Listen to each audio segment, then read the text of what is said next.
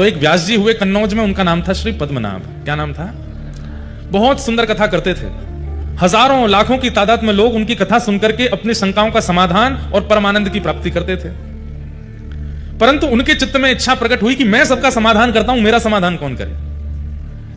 कई बार बंधुओं, कथा कहने वाले सबके समाधान करते, पर उनके चित्त में भी इच्छा होती है कि हम भी कहीं किसी गुरु आश्रय में जाएं जो हमारा समाधान करे। और एक बात बताएं, वक्ता अगर इस प्रकार की वृत्ति रखता है उसको अहंकार कभी नहीं हो सकता। नहीं तो इस व्यासपीठ पे अहम बहुत जल्दी आ जाता है। इतने लोग प्रणाम करते हैं, इतने लोग वंदन करते हैं, इतने लोग सब आगे पीछे घूमते हैं, सब करते हैं, तो अहम आना बहुत स्वाभाविक हो जाता है। लेकिन व्यासपीठ पर बैठा वक्ता भी अपने ऊपर किसी आचार्य को मानता है और उनके सदा शरणागत में रहता है, तो उसके अंदर अहम नहीं आ सकता। तो श्री पद्मनाभ व्यास जी ने मन में विचार किया कि पद्मनाभ दास जी ने कि मैं किसके आश्रय में जाऊं, मेरा समाधान कौन करे।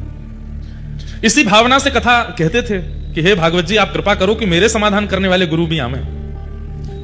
तभी कन्नौज में श्रीमद वल्लभाचार्य महाप्रभु जी का आगमन हुआ। बंधुओं, श्रीमद वल्लभाचार्य जी कौन है? भगवान के मुख का अवतार हैं। ठाकुर जी की प्रत्येक वस्तु अवतार धारण करती है। आप कहेंगे क्यों? उनको आवश्यकता क्या है? भगवान के कंगन भी अवतार लेते हैं, भगवान का मुकुट भी अवतार लेता है, ठाकुर जी की वंशी भी अवतार लेती है, ठाकुर जी की पीतांबरी भी अवतार लेती है।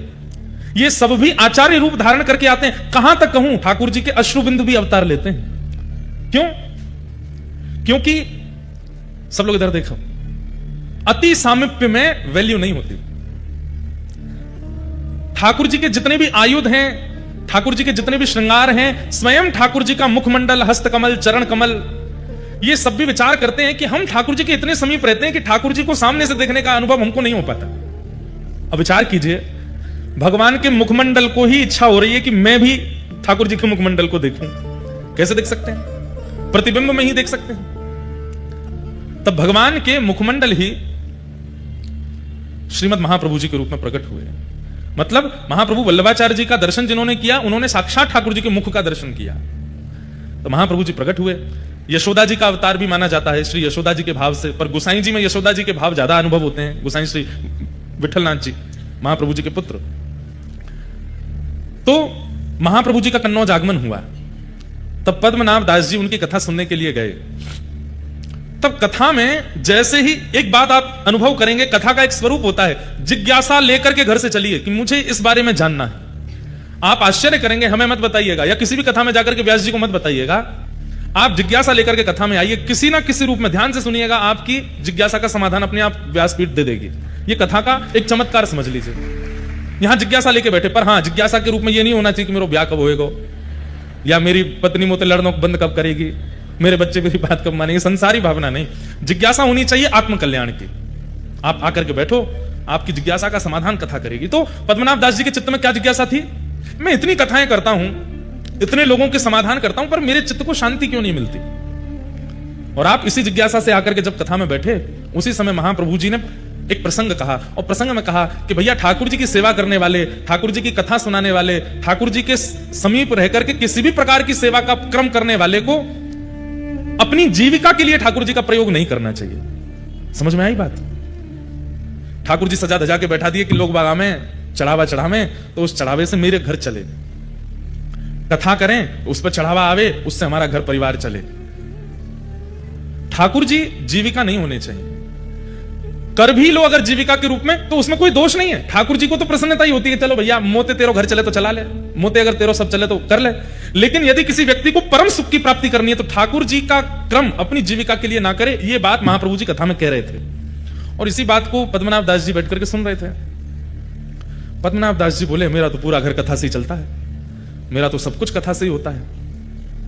महाप्रभु जी इस बात को कह रहे हैं, तो मैं इसको पालन करके देखूं। दिक्कतें तो बढ़ जाएंगी, क्योंकि हमारा सर्वस्व कथा ही है, लेकिन आप इतने बड़े आचार्य चरण अगर इस बात को कह रहे हैं, तो एक बार पालन करके देखें। और उन्होंने उसी दिन प्रण ले लिया कि आज के बाद घर चलाने के लिए सत्यनारायण की कथा कर लेंगे, घर चलाने के लिए महाभारत की कथा कर लेंगे, रामायण की कथा कर लेंगे, पर भागवत जी की कथा अयाचक वृत्ति से होगी। हमारे संगी साथियों को देना हो तो दीजिए, हमको कुछ नहीं चाहिए। ये प्रण श्री पद्मनाभ दास जी ने धारण कर लिया, और ये भाव धारण करते ही आपने जैसी कथा कहना प्रारंभ किया, इतना परम शांति के अनुभव हुए, ऐसे ऐसे अनुभव ठाकुर जी के उनको होने लगे।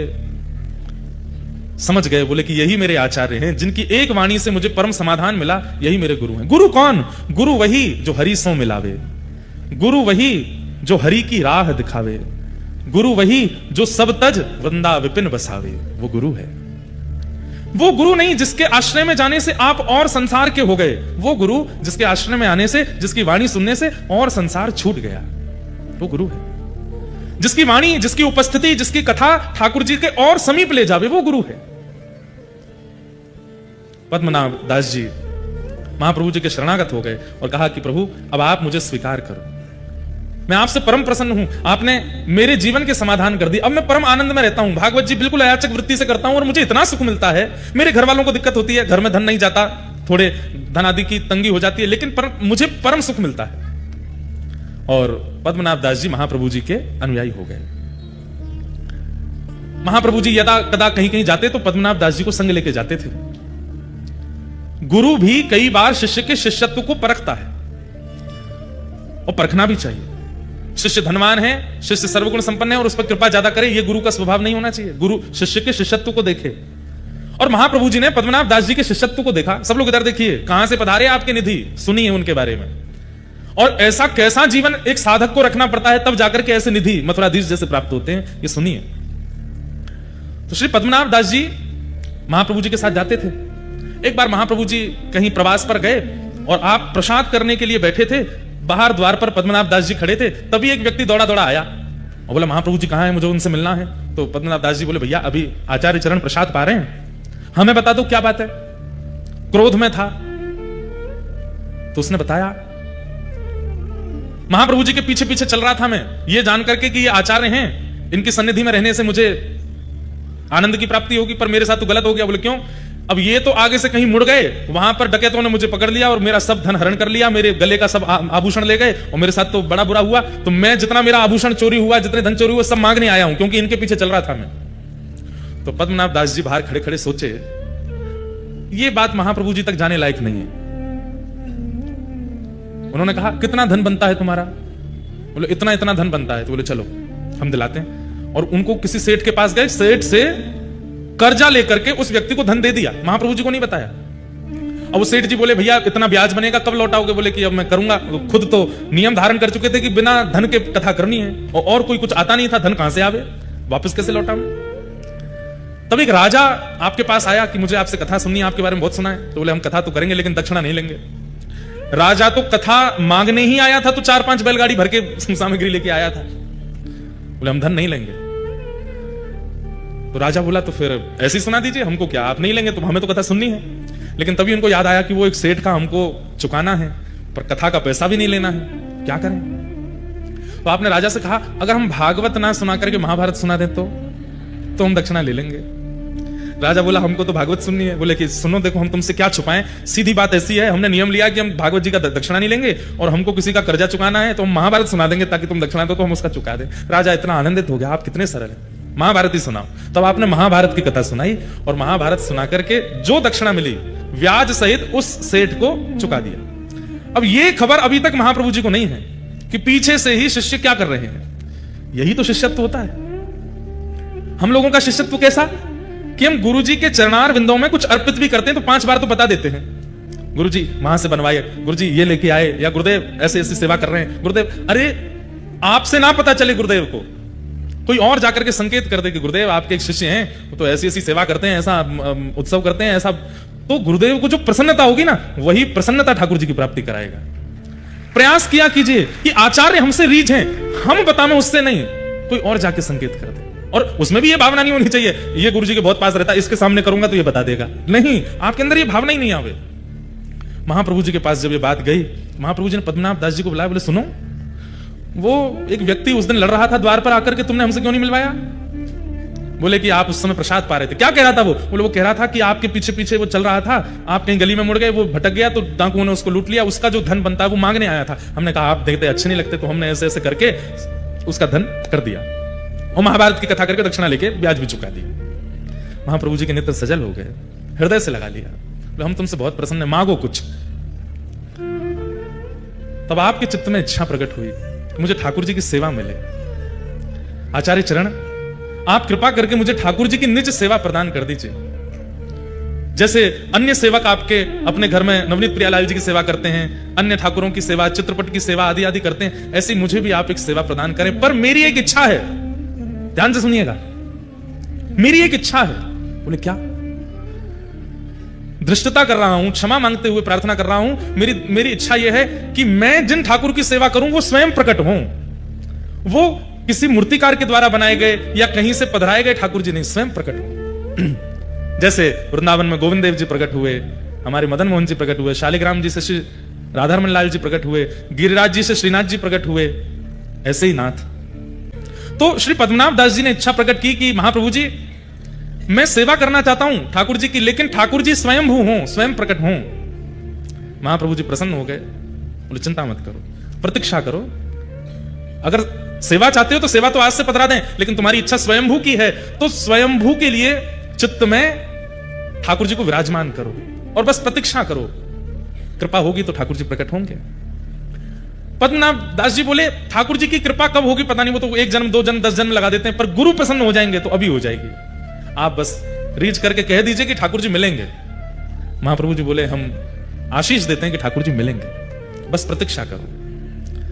अब प्रतीक्षा करो यह शब्द कहा तो इसके बाद शिष्य का यह मतलब नहीं होता कि रोज पूछे और कितनी प्रतीक्षा, और कितने दिन, नहीं। प्रतीक्षा मतलब अब करते ही रहो, पूछो नहीं दोबारा। अनेक वर्षों तक प्रतीक्षा की। महाप्रभु जी के साथ जहां जहां प्रवास पर जाते थे, कभी कभी जाते थे, फिर बाद में महाप्रभु जी ने इनको सदा के लिए रख लिया, जहां भी जाते थे ये साथ ही जाते थे।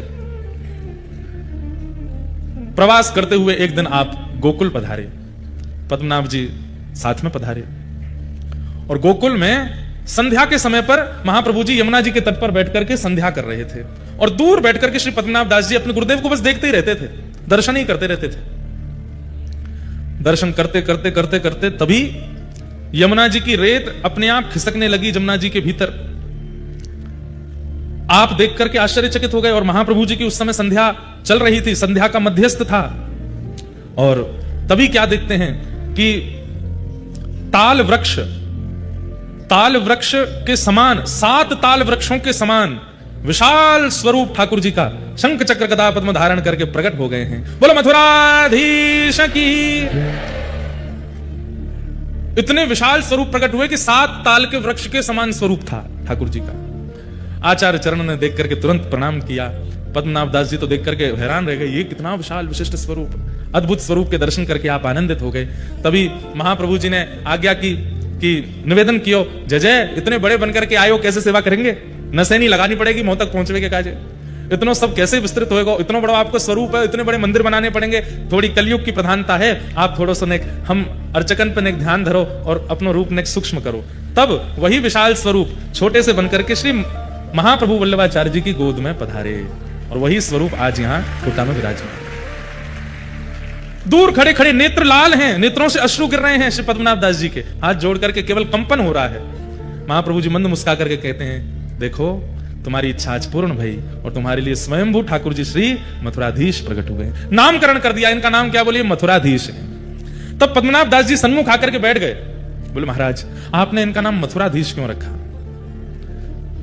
तब आचार्य चरण ने कहा कि देखो ये मथुरापुरी जो है ना, इसका मूल नाम मधुरापुरी है, जहां पर मधुर श्री कृष्ण का प्राकट्य हुआ वो मधुरा है, वो मथुरा अपभ्रंश होकर के और कुछ शास्त्रीय कारणों से उसका नाम मथुरा है, पर वास्तव में मधु नामक दैत्य को मारा था यहां पर, इसलिए इसका नाम मधुरा है, और मधुरा के जो अधीश हैं वही मथुराधीश है, इसलिए इनका नाम मधुराधीश है। और आपने और निवेदन किया कि इनके स्वरूप के बारे में मुझे बताओ। तब महाप्रभु जी कहते हैं, गोद में बैठे मथुराधीश जी, सामने पद्मनाभ दास जी बैठे हैं कि तम अद्भुतम बालकमंबुजक्षणम। ध्यान से सुनिएगा, ये मथुराधीश जी जो हैं ये विशाल विराट ठाकुर जी नहीं है। देवकी मैया के गर्भ से जब ठाकुर जी जन्मे, 1 दिना के लाला जब थे श्री कृष्ण कंस के कारागृह में, तब उनका जैसा स्वरूप था वही स्वरूप है श्री मथुराधीश जी का। ये छोटे लाला ही हैं, छोटे लाला 4 भुजा वाले हैं। तमद्भुतम बालकमंबुजक्षणम चतुर्भुजम शंख गदार्युधायुधम श्रीवत्सलक्ष्मं गलसौभकौस्तुभम पीतांबरम सांद्रपयोध सौभगम। महाप्रभु जी कहे, पद्मनाभ दास एक बार कहीं कथा में तुमने ठाकुर जी का प्राकट्य सुना था, और ठाकुर जी के उस प्राकट्य को सुनकर के तुम इतने भावुक हो गए, इतने भावुक हो गए, उसी समय ठाकुर जी ने निश्चित कर लिया कि यही स्वरूप तुमको प्राप्त होगा, क्योंकि जिस स्वरूप को सुनकर के तुम इतने प्रेमवश हुए हो, वही स्वरूप तुम्हारे पास आएगा, और वही स्वरूप आज आया है। देवकी मैया के गर्भ से जन्म लेते ही ठाकुर जी का जो स्वरूप है, छोटे से लाला हैं, शंख चक्र गदा पद्म हाथ में धारण किए हैं, वही लाला तुम्हारे लिए आए। इस प्रकार महाप्रभु जी ने घंटों बैठ करके मथुराधीश जी को अपनी गोद में बैठा करके पद्मनाभ दास जी को प्रवचन किया, और फिर घड़ी आई, पद्मनाभ दास जी से कहा आओ और अपने ठाकुर जी स्वीकार करो। तब श्री पद्मनाभ दास जी के माथे श्री मथुराधीश जी विराजमान, और जैसे ही आपने अपने घर में उनको विराजमान किया, महाप्रभु जी ने जैसे ही आज श्रृंगार में दर्शन किया श्री मथुराधीश जी का, निकल पड़े शब्द मुख से, अधरम मधुरम वदनम मधुरम, अधरम मधुरम वदनम मधुरम, नयनम मधुरम हसितम मधुरम, नयनम मधुरम हसितम मधुरम, मधुराधिपते अखिलम मधुरम। वही मधुराधीश श्री मथुराधीश आपके कोटा में विराजमान है। आप सबन को ऐसे मधुराधिपति अखिलम मधुरम ठाकुर जी प्राप्त है वे की बधाई हो, बधाई हो, बधाई हो।